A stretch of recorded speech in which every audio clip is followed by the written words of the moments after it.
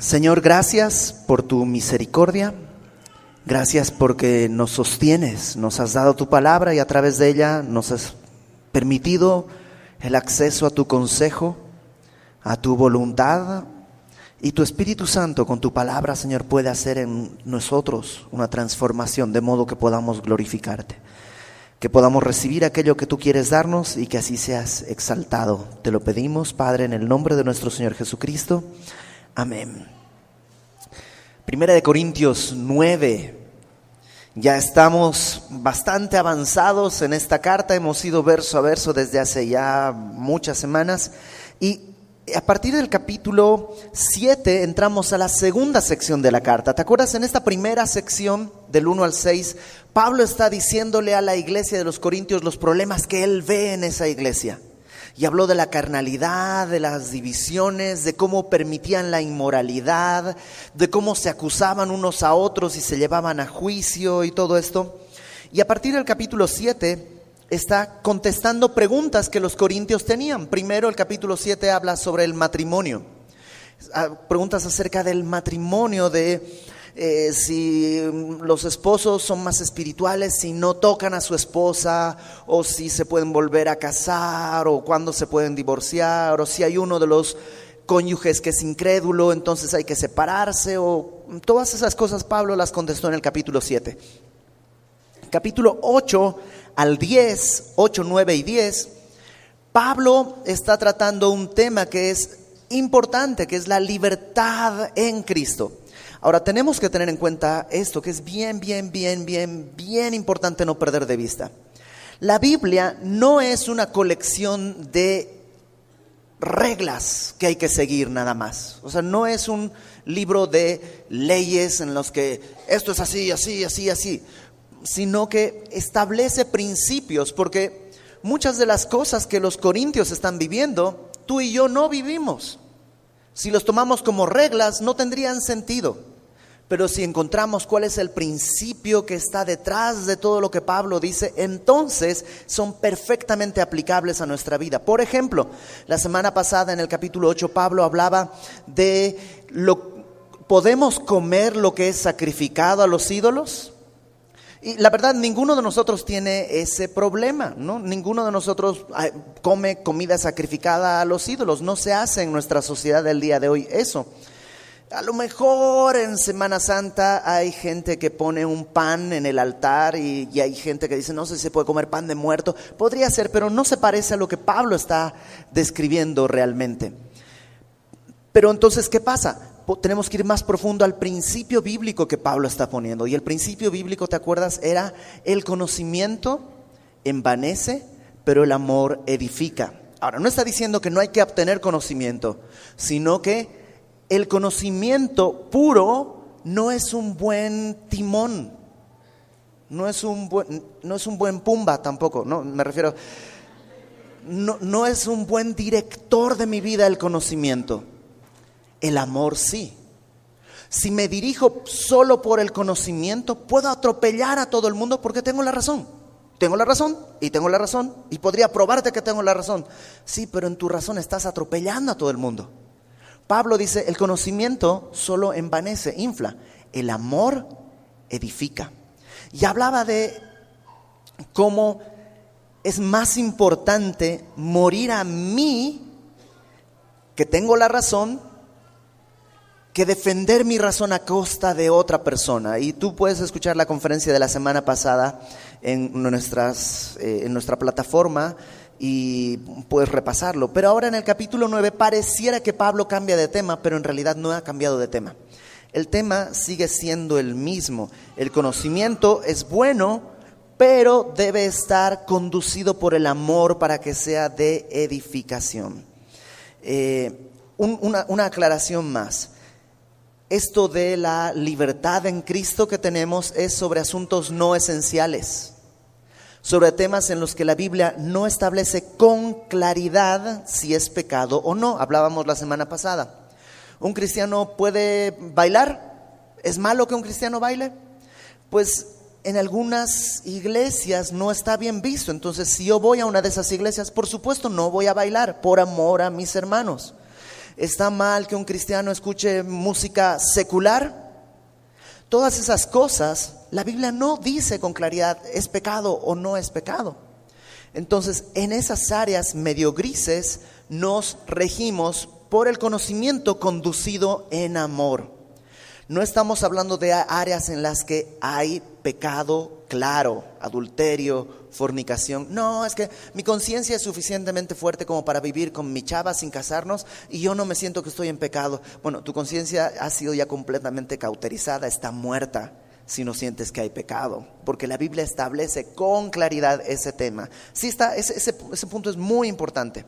Ahora, lo que hace Pablo en el capítulo 9 es ponerse de ejemplo de lo que acaba de enseñarnos.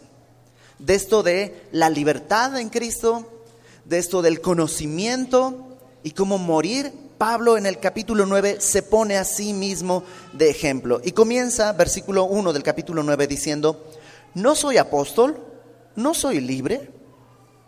Y esas dos preguntas van a conducir todo el capítulo. La primera es: ¿no soy apóstol? La respuesta sería sí. ¿No soy libre?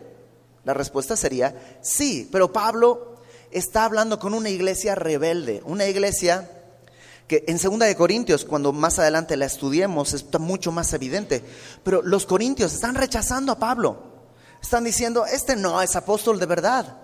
Como que lo desconocen. Hay un grupo de gente de la iglesia que empieza a decir, ay, ¿quién es Pablo? Sí, cuando escribe cartas se pone así como muy ducho, muy fuerte y todo, pero cuando lo ves, su presencia corporal es despreciable. Es un chaparrito así, narigón, calvo, que ni habla bien, tiene voz así muy aguda. Lo estaban despreciando. Entonces Pablo está luchando porque la iglesia reconozca su apostolado, no porque él se sienta ofendido. Ay, no me reconocen. No, tiene que ver con esto. Si ellos rechazan a Pablo, están rechazando al que envió a Pablo. Una vez Isaac Espinosa, lo conocen, ¿no? Ha venido varias veces a predicar acá. Una vez él le predicaba a un amigo suyo y su amigo no quería escuchar, le decía no sé qué. Y alguien, un poco como para consolar a Isaac, le dijo, no te preocupes, no te rechazan a ti. Y Isaac decía, eso es lo que me preocupa, que no me están rechazando a mí, que están rechazando a Jesucristo. Entonces Pablo está hablando de eso, ¿no? No soy apóstol y tiene que darles razones. Fíjate, no he visto a Jesús el Señor nuestro. ¿No sois vosotros mi obra en el Señor? O sea, Pablo es apóstol porque ha sido enviado directamente por Cristo. Y la mejor prueba es que la iglesia de Corintio existe. Porque Corinto está muy lejos del centro donde estaban todas las cosas en Jerusalén. Corinto está en Grecia. Pablo fue hasta Grecia a predicar el evangelio. Entonces, es como si dijera, a ver, si yo no soy apóstol, pues ustedes ¿en qué creyeron? Ustedes no son iglesia. Por eso les dice, si para otros no soy apóstol, para vosotros ciertamente lo soy, porque el sello de mi apostolado sois vosotros en el Señor. Toda la primera parte, Pablo va a tratar de dejar bien claro que él es apóstol y tiene derechos como apóstol. Verso 3. Contra los que me acusan, esta es mi defensa. La palabra acusar ahí habla de crítica, de menosprecio. Dice, aquellos que no creen que soy apóstol, que me critican, bueno, esta es mi defensa, este es mi argumento. Y aquí Pablo va a empezar a citar algunas pruebas de su apostolado y a mencionar algunos derechos que él tiene como apóstol. Entonces dice, contra los que me acusan, esta es mi defensa. ¿Acaso no tenemos derecho de comer y beber? ¿No tenemos derecho de traer con nosotros una hermana por mujer, como también los otros apóstoles y los hermanos del Señor y Cefas? Eso es Pedro, Cefas es Pedro. ¿O solo yo y Bernabé no tenemos derecho de no trabajar? Entonces Pablo habla de 3 derechos. 1, comer y beber.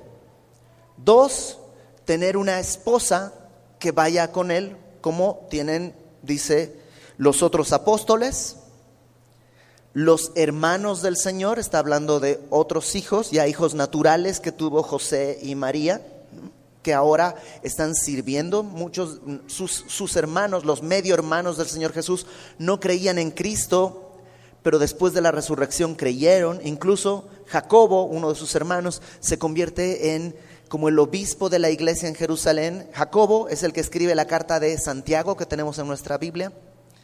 Entonces dice, o sea, todos están casados, los otros apóstoles, los hermanos del Señor están casados, e incluso Pedro está casado. ¿Te acuerdas que Pedro era muy importante para los corintios? Tanto que algunos decían, no, yo a Pablo no le hago caso, yo soy de Pedro. Entonces dice, no podemos tener una esposa como los demás. Y en tercer lugar, no tenemos derecho de no trabajar.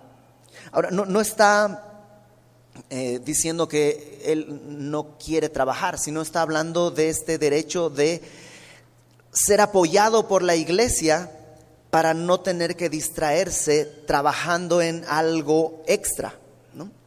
Ahora, estas cosas, estos tres derechos que habla Pablo, está hablando en su derecho como apóstol, pero más adelante el mismo Pablo lo va a extender a todo aquel que predica el evangelio. Entonces, hasta el día de hoy podemos hablar de estos derechos dentro de todo aquel que predica el evangelio. Y estos tres derechos, si te das cuenta, no son cosa tan grande, no son cosa tan terrible. Son cosas que tú aspiras. No sé quién seas, pero tú aspiras. ¿No aspiras comer y beber? ¿Sí? Y comer y beber no está hablando de, pues ahí está, mira, 2 tortillas y un frijol. No, está hablando de, ¿no tenemos derecho de aspirar buena comida, nutritiva y rica? ¿Quién de aquí dice, no, a mí por favor me choca la comida rica? No me lleva, entonces te estoy invitando a un super restaurante. No. Esas cosas a mí me enferman, me ponen mal. No, todos aspiramos a comer comida rica, fina. Sí, nos gustan los taquitos de la calle, pero también nos gustan a veces cosas muy refinadas, ¿no? ¿Quién no le gustaría probar una pizza con el Coliseo Romano de fondo? ¿No? Tú dices, pues lo máximo que alcanzo es un cuernito, un croissant en la calle París, ¿no? Pero es una aspiración, es un derecho que todo el mundo anhela. Todo el mundo anhela que en su trabajo cada vez le paguen mejor y pueda, pues, comer mejor, vestir una ropa cada vez más fina o más nueva, tener un coche que dé menos lata. Es una aspiración normal. Pablo dice que yo no tengo derecho a eso. Número 2, a tener una esposa y a mantener a una familia. ¿O a poco los ministros del evangelio, sí, tienes derecho a tener una esposa, pero que no gaste nada? Y que no quiera comprarse zapatos y no quiera verse bonita y comprarse un collar. No, porque esas cosas no. Mi esposa sí, porque no estamos en el ministerio, pero las esposas de los que están en el ministerio, esas tienen que andar en andrajos y con chanclas.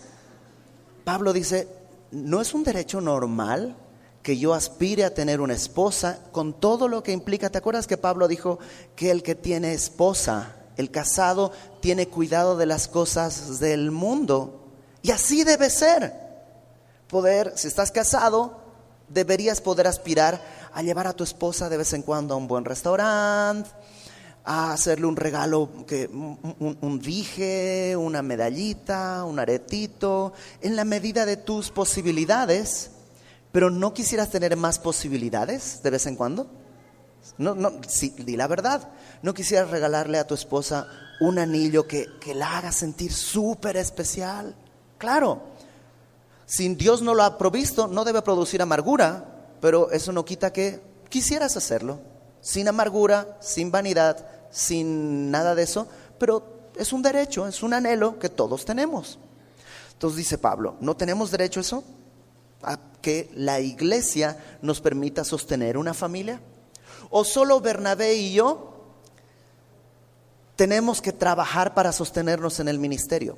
Pablo, cuando llega a Corinto, se dedica a hacer tiendas, porque ese era su oficio. Pablo, cuando llega a Corinto, se dedica a hacer lo que él sabía hacer, porque obviamente la iglesia estaba comenzando y tenía que pues comer y viajar y todos esos son gastos. Él trabajaba para sostenerse porque la iglesia no podía sostenerlo. Pero pregunta Pablo, ¿no tendría yo derecho a pedir que la iglesia me sostenga por la tarea que estoy haciendo?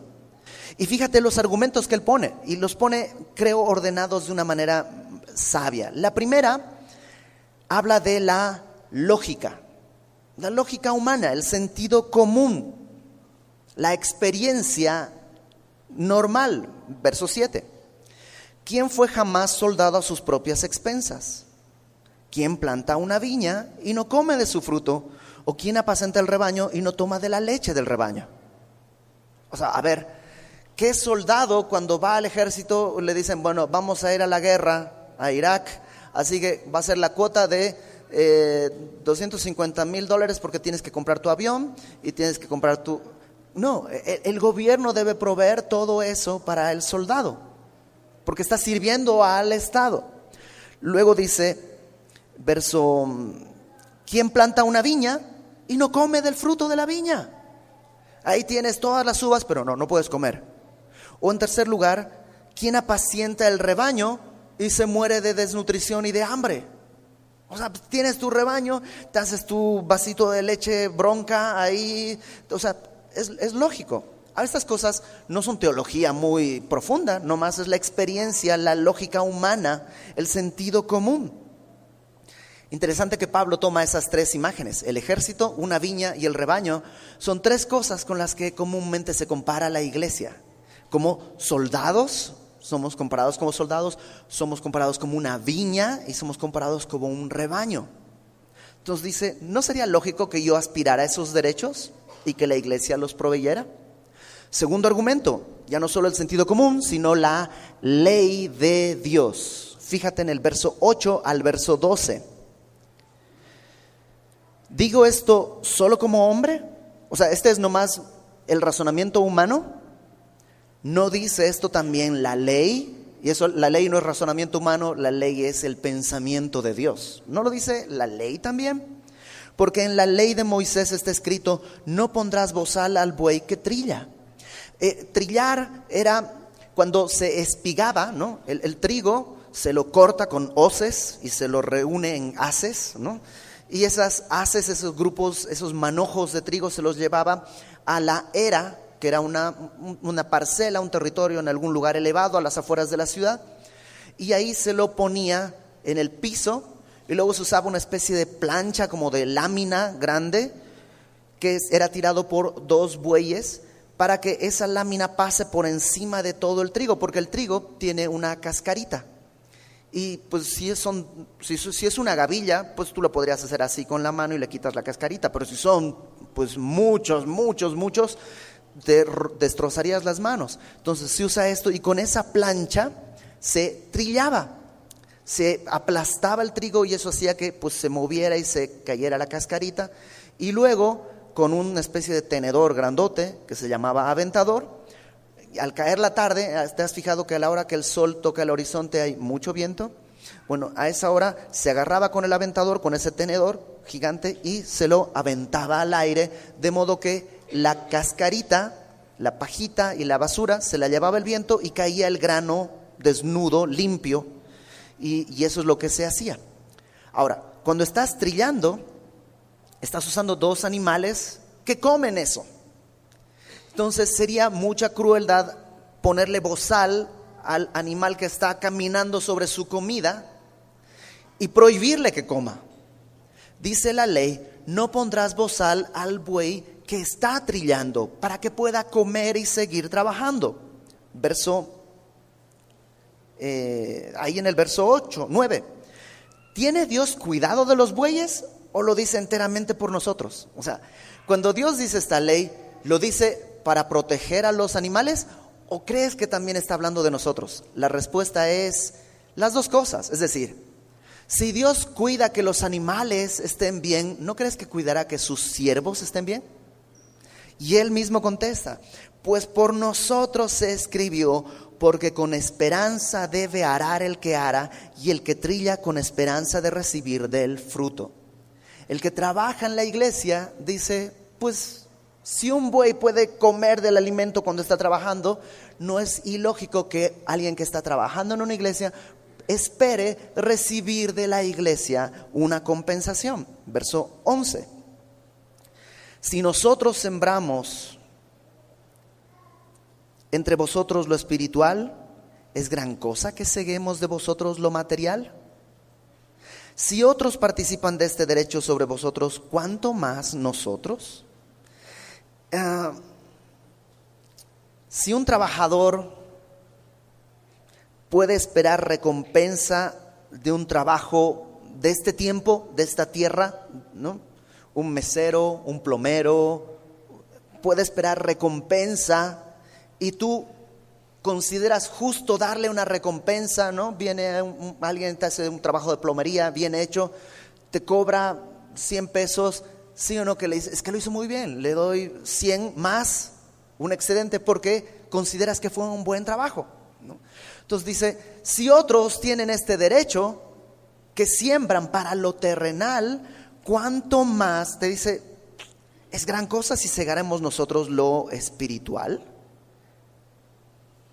Que estamos sembrando lo espiritual. Si estás, verso 12, ¿no? Si otros participan derechos sobre vosotros, ¿cuánto más nosotros?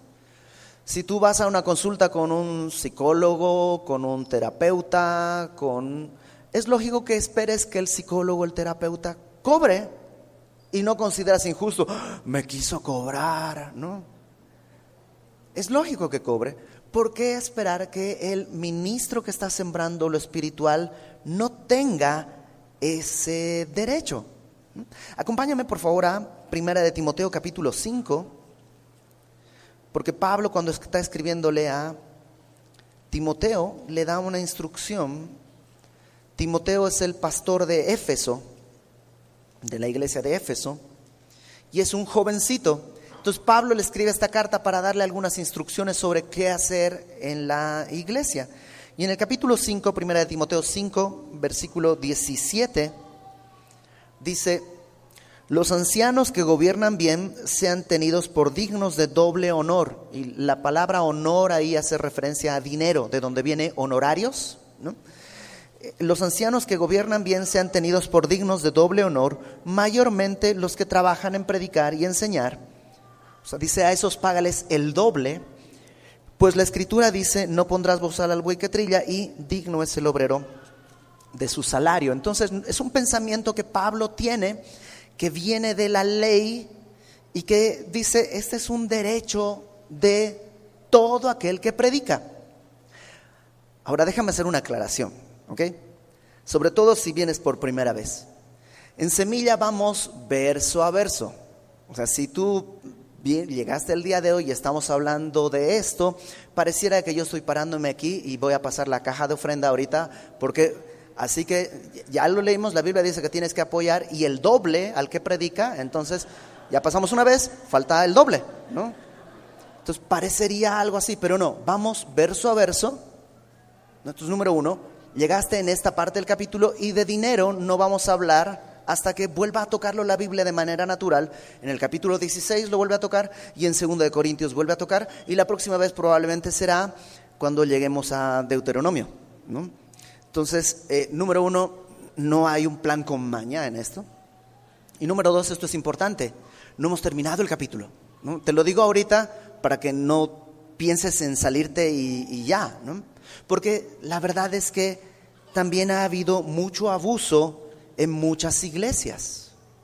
En muchas iglesias, esto en vez de un derecho del ministro, se ha convertido en una exigencia del ministro.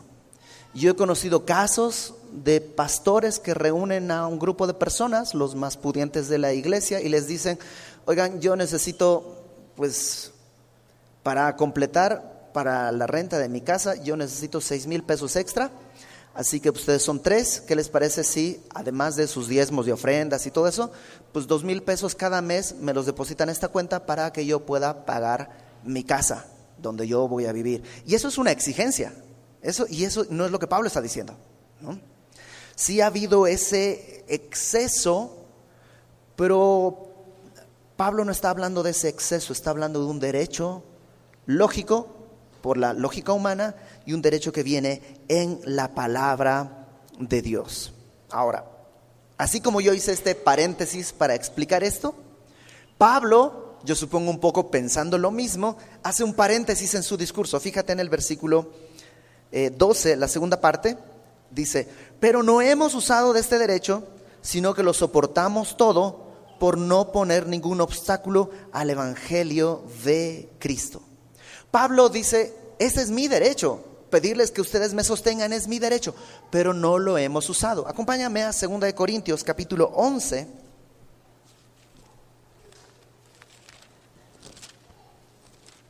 2 Corintios capítulo 11, versículo 7. Te dije que en Corinto había gente que lo rechazaba. En 2 Corintios es mucho más evidente. Y acá, fíjate, 2 Corintios 11, versículo 7 dice: ¿pequé yo humillándome a mí mismo para que vosotros fueseis enaltecidos, por cuanto os he predicado el evangelio de Dios de balde? Esta frase de balde quiere decir gratuito. O sea, Pablo dice: perdónenme, no les cobré nada cuando fui a predicar. Los ofendí. Perdonen que los haya ofendido de esa manera, porque les prediqué gratuitamente. Verso 8: he despojado a otras iglesias recibiendo salario para serviros a vosotros. O sea, Pablo no comía aire. Él tenía que trabajar y vestirse, y tenía necesidades y tenía cosas que hacer y todo. Y para eso usaba el dinero que otras iglesias le enviaban, ¿no? Entonces dice Pablo a los corintios: ojo, es mi derecho, pero quiero que quede claro, no se los he pedido. A ustedes no se los he pedido. No se los he pedido, dice ahí, para no poner ningún obstáculo al evangelio de Cristo. Y nos pone lo que va a ser el punto central de todo el capítulo: el evangelio de Cristo. Con tal de predicar el evangelio, no quiero poner ningún obstáculo. No se trata de que, es que a mí el dinero me sobra, yo tengo mis negocios y por eso no lo hago. No se trata de, es que yo como muy poquito, así que no necesito, por eso no les pedí ofrenda. Se trata de algo más profundo: no poner obstáculo al evangelio de Cristo. Ahora, versículo 13 continúa dándonos razones de por qué tiene estos derechos de comer, beber, de ser mantenido con su familia y de vivir de la iglesia, digámoslo así. Verso 13. Este es un argumento que viene de las prácticas del Antiguo Testamento. No solo la ley era lo anterior, estaba escrito en la ley, ahora las prácticas del Antiguo Testamento. Dice: ¿no sabéis que los que trabajan en las cosas sagradas comen del templo, y los que sirven al altar del altar participan? Los sacerdotes que trabajaban, los levitas que trabajaban en el templo, comían de parte de lo que se sacrificaba. Y esto incluso en Corinto, los paganos, ¿te acuerdas que lo veíamos la semana pasada? Cuando se llevaba un sacrificio al sacerdote de Zeus, el sacerdote de Zeus, una parte la quemaba, otra parte se la daba al que hizo la ofrenda y otra parte se la quedaba y se la podía comer o la podía vender. Entonces dice Pablo: si los que trabajan en el templo participan de lo que sucede en el templo, ¿está mal que yo pida como derecho participar de la iglesia? Y pone un argumento más, y este ya es definitivo. Contra el otro podrías buscar cómo esquivar, pero fíjate el versículo 14: así también ordenó el Señor a los que anuncian el evangelio que vivan del evangelio. Punto final a cualquier discusión. Punto final a cualquier discusión. Jesús ordenó que quien trabaja en el evangelio viva del evangelio, y para que eso suceda, pues la iglesia tiene que poner para que el ministro pueda vivir. Ahora, otra vez, antes de que se vayan, parece que Pablo va a sacar la caja de ofrenda porque ya probó que tiene todo el derecho de hacerlo. ¿Sabes qué es eso? Conocimiento. Ese es el conocimiento, esa es la verdad, y ahí está bien clarito. Y lo puedes leer en cualquier traducción, dice lo mismo que acabamos de ver. No estoy torciendo el texto de ninguna manera. Así está. Entonces Pablo va a hablar. ¿Te acuerdas cuál era la segunda pregunta? La primera, ¿no soy apóstol? Ya nos dejó muy claro que sí. ¿Y cuáles son sus derechos? ¿Cuál era la segunda pregunta? ¿No soy libre? Entonces va a hablar de la libertad. ¿Tiene libertad de exigir este derecho? Por supuesto que sí, es apóstol. Pero tiene otra libertad. Versículo 15. Versículo 15.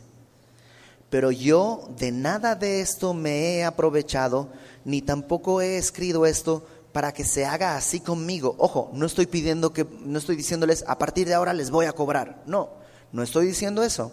No he hecho para que esto se haga así conmigo, porque prefiero morir antes que nadie desvanezca esta mi gloria. Pablo dice, hay algo que atesoro, hay una gloria que busco, y no quiero que se desvanezca por el dinero o por algo así. ¿Qué gloria es, Pablo? Verso 16. Pues si anuncio el evangelio, no tengo por qué gloriarme, porque me es impuesta necesidad, y ay de mí si no anunciare el evangelio. Pablo dice, pues yo no me hice apóstol porque dije es un buen negocio. Fui llamado por Dios para esto, y no lo hago por la recompensa, que tengo derecho, pero no lo hago por la recompensa, sino porque es una necesidad. Esto es algo que yo tengo que hacer. Y creo que es importante eso, ¿no? Cuando yo todavía al día de hoy estoy dirigiendo el Instituto Bíblico de Semilla, México. Y muchas veces chicos entran al Instituto Bíblico de Semilla queriendo ser pastores.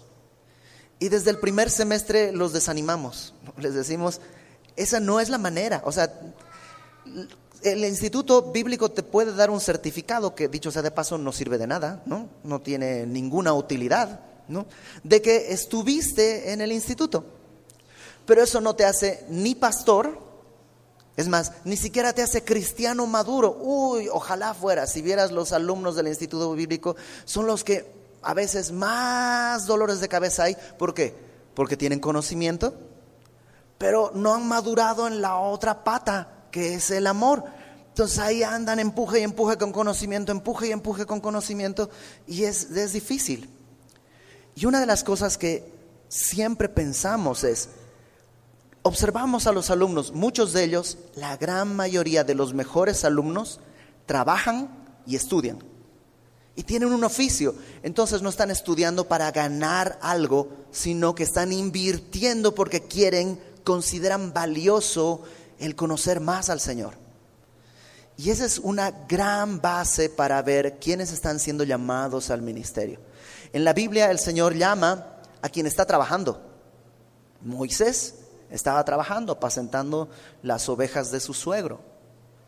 Pablo estaba trabajando, estaba matando cristianos. No era un buen trabajo, pero era lo que él consideraba correcto ante Dios, y lo hacía con fervor.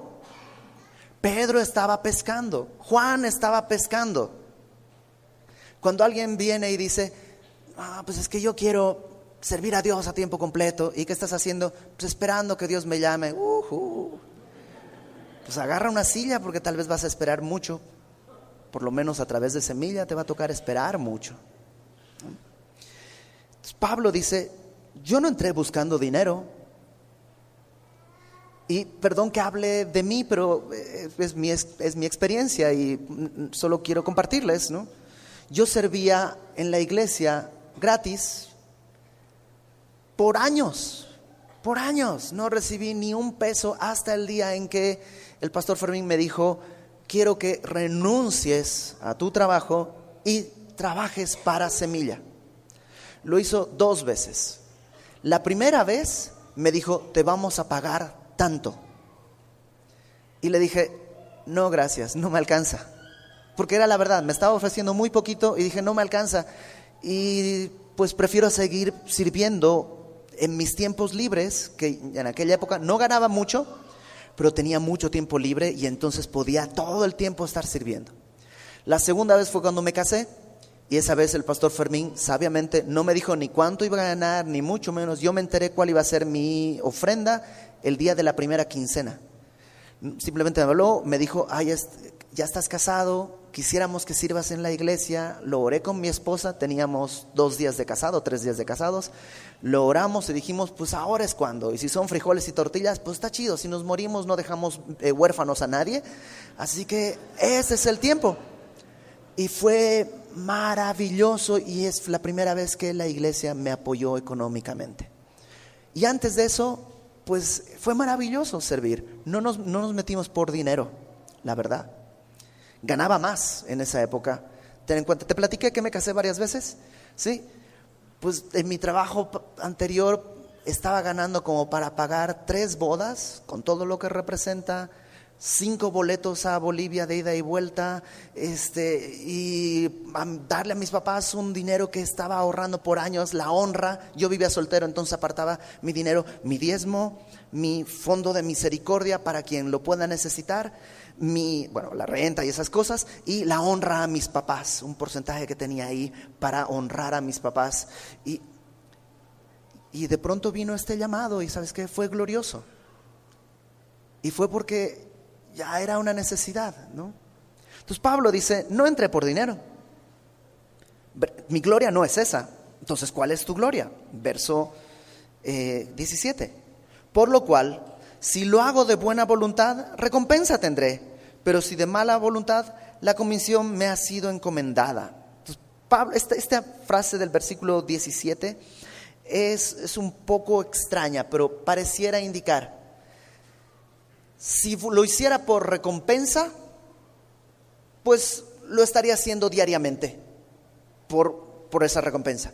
Pero Pablo dice, no hago por recompensa, lo hago aunque sea de mala voluntad, porque ha sido un encargo que Dios me ha dado. Es un encargo. No me mueve la recompensa, sino me mueve el mandato. Verso 18. ¿Cuál es pues mi galardón? O sea, ¿qué es lo que anhelo? Que predicando el evangelio presente gratuitamente el evangelio de Cristo, para no abusar de mi derecho en el evangelio. Mi galardón es esto: presentar el evangelio gratuitamente, aunque tengo derecho de pedir que se me sostenga. Hace unos años, te lo platico rápido. El pastor Héctor tenía una banda que se llamaba Torre Fuerte, y esta banda tenía una fama bien ganada de que solo tocaban si les pagaban. Incluso hay anécdotas que ellos mismos cuentan con vergüenza, que estaban ahí ya listos para subir a tocar, pero esperaban, ¿no se ha depositado? No, ok, entonces no vamos a tocar hasta que se haga el depósito y tengamos el cheque. Tampoco, ¿cómo es el dicho? La burra no era arisca, ¿cómo es? Algo así, ¿no? Pero me entienden. Muchas iglesias organizan su evento, se presenta el artista, y cuando se baja, ¿qué crees, hermano? No hubo suficiente, así que sé que te dije que te iba a dar 5,000, pero ahí tienes 300 pesos porque es lo que se juntó. Es muy común. Y Héctor, Heriberto y Álvaro, siendo músicos profesionales y de ese nivel, dijeron no, hasta que se nos pague. Y así estuvieron. Un día un señor los invitó a un evento en Puebla, en Tehuacán. Este señor estaba organizando un evento de evangelismo de 3 días. Había de todo, había médicos, había de todo en Tehuacán. Estaba a reventar el pueblo de misioneros, de gente que iba a predicar el evangelio, y se llevó a Torre Fuerte para show, para llamar la atención y predicar a través de eso, predicar el evangelio. Primer día de concierto, al pastor Héctor se le olvida su guitarra. Entonces llegan ahí, híjole, no hay guitarra, y este pastor que los invitó dice, no te preocupes, no pasa nada. Y entonces Héctor se queda con el ojo cuadrado cuando al final de la noche les pagan como si hubieran tocado, y eso que no tocaron porque se le olvidó la guitarra. Y Héctor dice, ¿qué pasa? O sea, esto está al revés de lo que normalmente sucede. Segunda noche tocan. Un día les contaré también esa historia con el cielo abriéndose y toda la cosa. Pero tocan increíble, una respuesta increíble, les pagan, y Héctor le pregunta a este pastor, que se llama Jaime Fut, le dice, oye, ¿Y quién pagó todo esto? ¿Quién lo financió? Y Jaime lo que le dice es, pues yo hipotequé mi casa para pues hacer esto. Y Héctor, el otro ojo se le quedó cuadrado. Y dijo, a ver. A mí me estás pagando por venir acá. Pero en cambio tú estás pagando de tu dinero, invirtiendo a riesgo de tu patrimonio con tal de predicar el evangelio. ¿Cómo funciona eso? ¿Qué es eso? Y ahí se forma un lazo entre el pastor Héctor y el pastor Jaime, y el resultado es Semilla de Mostaza, que entre otras cosas tenemos como norma: ningún evento de evangelismo puede ser cobrado. No participamos en ningún evento de evangelismo que sea cobrado. Hay eventos que no son propiamente de evangelismo, que requieren ciertos gastos, los retiros. Hay gente que dice, ¿y por qué los retiros no los hacen gratis? Pues porque no tenemos los recursos para invitar a 500 personas y los lugares del hotel nos lo cobran y no es algo esencial. Nadie necesita un retiro de matrimonios en Acapulco para ser salvo, ni para caminar en santidad, ni para vivir bien, ni para amar a su esposa. No es necesario. Y además, un mes después lo puedes escuchar en internet, ¿no? Entonces, este fue el versículo que, junto con la experiencia con el pastor Jaime, partió la historia de Semilla de Mostaza a través del pastor Héctor. No poner estorbo, haciendo todo gratuitamente. Verso 19. Entonces, perdón, ¿cómo vivía Pablo para que no haya esto? Número 1, trabajaba haciendo tiendas. Y número 2, vivía de lo que las ofrendas que llegaban sobre todo en aquella época, de la iglesia de Filipos. Los filipenses enviaban ofrendas para que Pablo predique en Corinto. Interesante, ¿no? Una iglesia financiando al pastor de otra iglesia. Y eso sucedía antes y sucedió acá, ya ha sucedido acá, ¿no? Verso 19. Por lo cual, siendo libre de todos, me he hecho siervo de todos para ganar a mayor número. Pablo aquí dice, el no cobrar me ha hecho ser libre. ¿En qué sentido? Hace unos años un amigo me decía, oye Iber, en mi trabajo, trabajaba en un banco, en mi trabajo me dan 3 coches para asegurar gratuitamente. Te puedo asegurar 3 coches. Yo tengo solo uno, de mi mamá es otro y me sobra uno. ¿No quieres que te asegure tu coche? ¿Te imaginas? ¿Que alguien te asegure gratis el coche? ¡Qué maravilla! Y le dije, no. Iber, ¿te sobra el dinero? No. Pero es que si yo acepto que este hermano asegure mi coche y luego lo veo en pecado y necesita exhortación, va a ser muy complicada la situación. Decirle, estás mal, no puedes hacer esto. ¿Y ya pagaste el seguro de este mes? ¿Me das el recibo? O sea, sería muy extraño, perdería la libertad de servirle. Tal vez esa es la razón fundamental por la que Pablo en principio no recibía nada de los corintios, mientras otros apóstoles y otros, apóstoles entre comillas, ¿no?, que él les llama los superapóstoles, lo hacían. Entonces Pablo dice, me he hecho libre de todos. Siendo libre de todos, me he hecho siervo de todos para ganar a mayor número. Me he hecho a los judíos como judío para ganar a los judíos, a los que están sujetos a la ley, aunque yo no estoy sujeto a la ley, como sujeto a la ley, para ganar a los que están sujetos a la ley, a los que están sin ley, como si yo estuviera sin ley, no estando yo sin ley de Dios, sino bajo la ley de Cristo, para ganar a los que están sin ley. Me he hecho débil a los débiles para ganar a los débiles. Me he hecho de todo para que de todos modos salve a algunos. Pablo dice, tengo derecho de no estar sujeto a la ley. Puedo comer carnitas, no estoy sujeto a la ley. Pero si estoy con los judíos, solo comida kosher. ¿Tengo derecho? Sí. Pero mi derecho no es lo que me mueve, ¿te acuerdas? No soy apóstol, conocimiento, tengo este derecho a conocimiento, sino el amor. Para salvar a este judío, pues comeré comida kosher y dejaré las carnitas para otro día. Pero cuando estoy con los gentiles, que ahí están dándole duro a las carnitas, la tripa, el nenepil, la trompa y todo,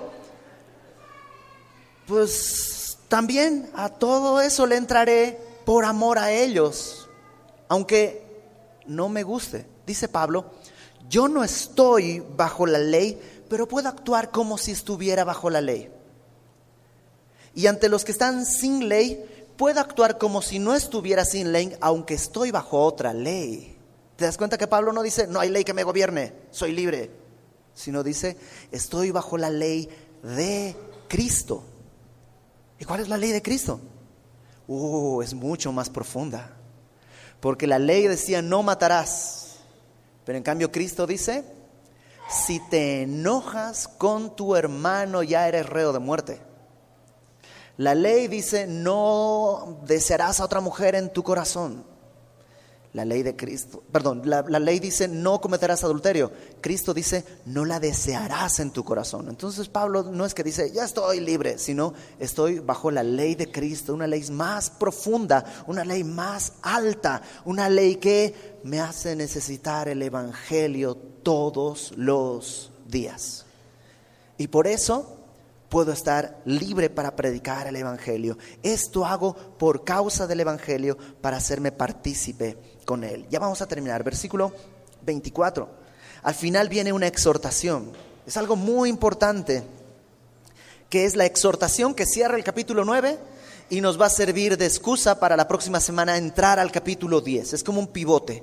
Cierra lo que viene diciendo y abre lo que vamos a ver la próxima semana. Verso 24.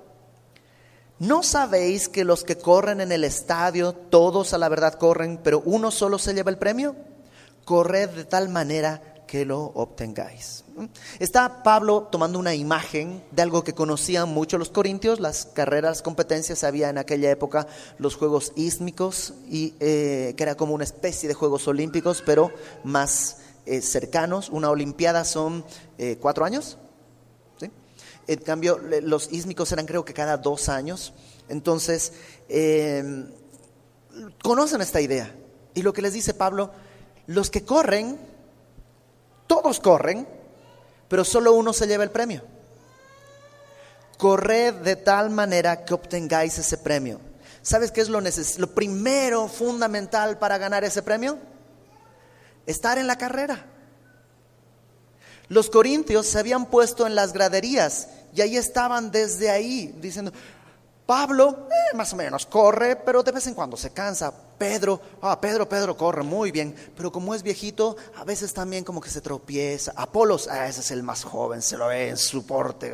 Pero ¿sabes qué? El uniforme, y estaban, ¿se acuerdas? Estaban en las graderías, ya no están corriendo, ahora están juzgando, nada más están diciendo. Y de eso, ¿sabes qué? Hay muchos en la iglesia. Es que no deberían, el jardín del abuelo está muy lejos. ¿Cómo en el jardín del abuelo? Pues, el Real de Minas, deberían tener un lugar mejor, porque ahí y cuando ¿sabes qué? Todos desde la gradería critica a los que están corriendo. Y Pablo les dice esto: ¿por qué no te bajas y corres? ¿Has visto al gordito que critica a la selección nacional? Pues córrele, ¿no? Y ahí está con su botana. Pues a ver. Y Pablo les dice a los corintios: es tiempo de correr. Es tiempo de correr. Porque estamos corriendo por un premio. La gloria es predicar el evangelio. ¿Te imaginas que Dios, de todos los seres de la galaxia, decidió que el hombre fuese el encargado de portar las buenas nuevas de salvación a la humanidad? Pudo haberlo hecho con ángeles, pero dijo no, los hombres. Pudo haber hecho un mensaje en el cielo con letras, pero dijo los hombres, la humanidad.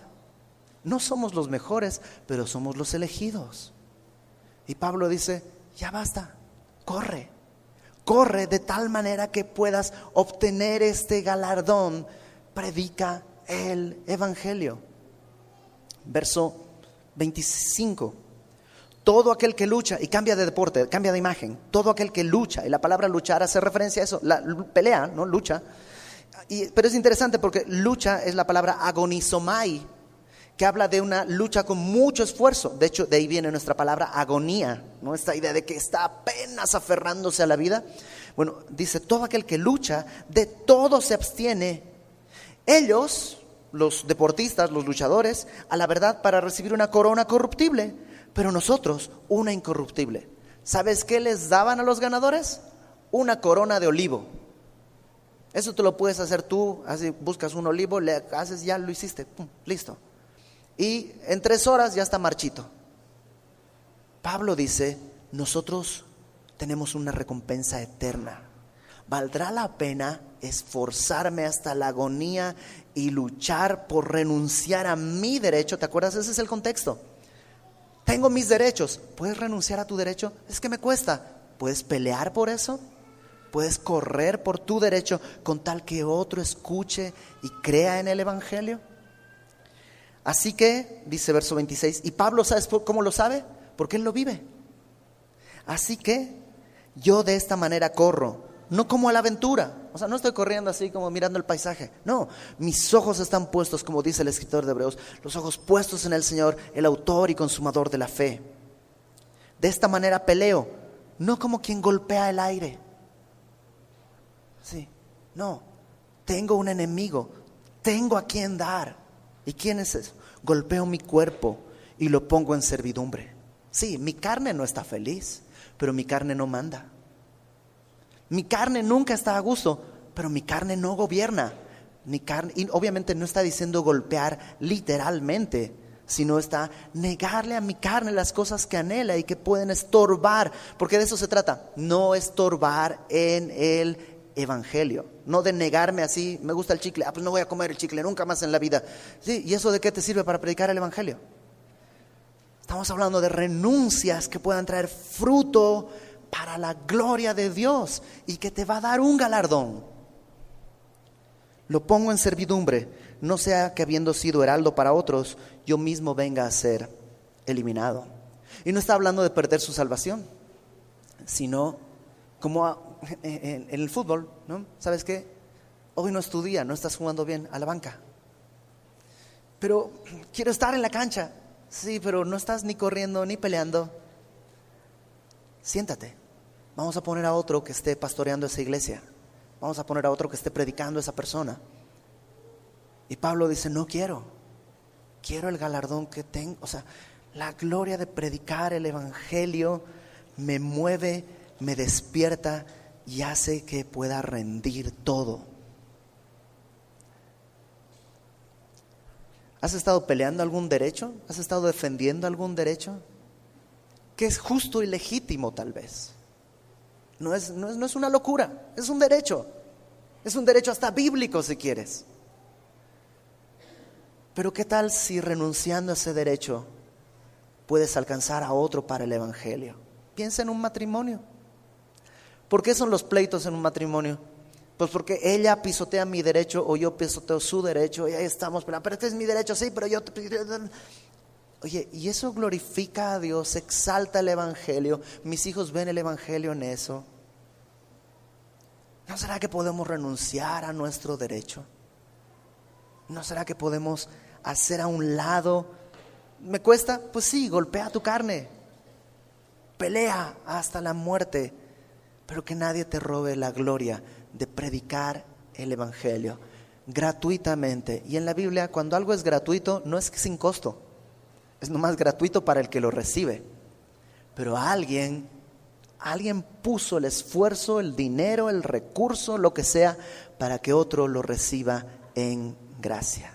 Y el primero en que puso algo sobre la mesa fue Dios mismo.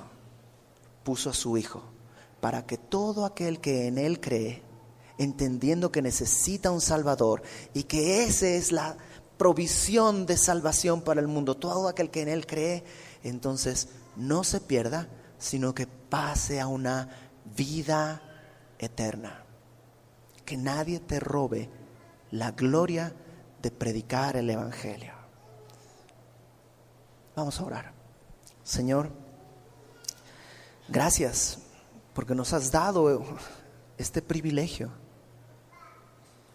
Y aunque no tengamos recompensa, es una encomienda que nos has dado. Ayúdanos a cumplirla como tal. Que nuestra gloria sea que tu gloria sea exaltada. Que un día lleguemos delante de ti y podamos, Señor, si recibimos alguna recompensa, ponerla a tus pies. Ayúdanos a caminar así, a correr así, a luchar así. Y que en esto tú seas exaltado. En el nombre de Jesucristo nuestro Salvador. Amén.